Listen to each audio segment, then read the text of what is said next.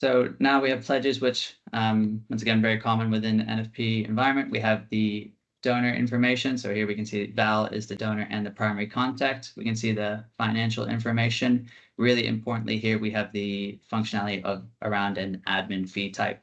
So this could be a no admin fee, an amount, or a percentage. In this instance, we've selected a percentage. So we can see we've added 10%. Because this is a donation of 15,000, it's then calculated for us an administration fee of 15,000, and then the actual donation amount, which is 13,500.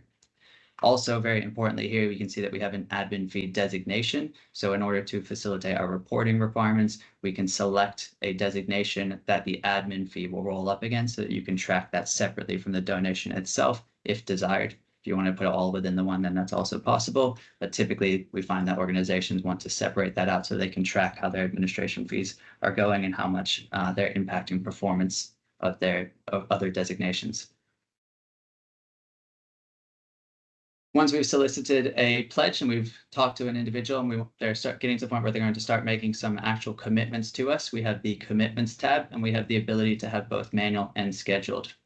You'll see when I select scheduled that some recurrence fields will appear, so I can then start to enter in, this is going to be weekly. We'll say they're just going to donate once a year on the 1st, and then we can put a start and end date for that donation. And oftentimes the first amount might be different than the rest.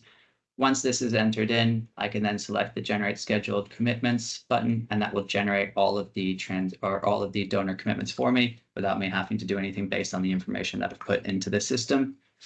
Then we can then monitor the effective or the paying of those donor commitments individually once they've been created and associated with the pledge record. If I did want to get more information about a donor commitment, then I can select that. And within the donor commitment, once again, we have our financial information, including at this point, we now have the gift type. So whether they're paying cash, credit card, direct debit. We have, if there's an admin fee designation, we can see that as long as the amount for this individual commitment. So we can roll that up or roll up to the pledge level, but we can also be quite granular down to the donor commitment level. And then we have our book date and whether or not this donor commitment is over or under committed. On the left, we have our categorization, which will be defaulted to all of the gifts that are created that are related to this donor commitment, because even within this donor commitment, they might make multiple actual donations to reach the full amount.